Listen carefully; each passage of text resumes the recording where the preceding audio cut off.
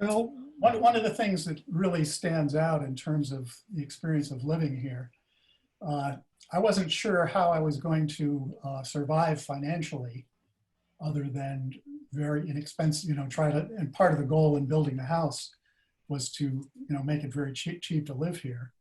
We were fortunate to have the money to be able to build the house and not have any debt, uh, but I didn't have much income.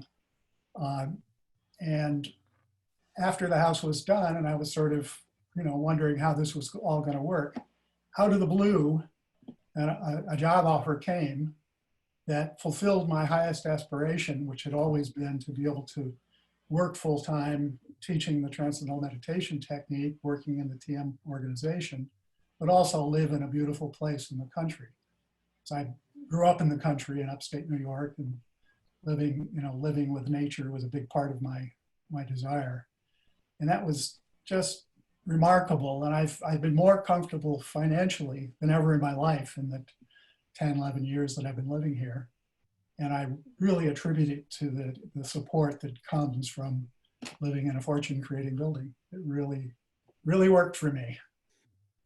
Joel, can you think back 10 or 11 years and can you sum it up for us what it was like to first enter the house? Now, we know that you were there every day as it was built. And so there wouldn't have been much of a contrast on a physical level when the house was done and you inaugurated it and moved in. And so I'm curious whether on anything other than this physical level, where it must have just seemed just like it had been the day before, whether from that point forward, you felt any difference.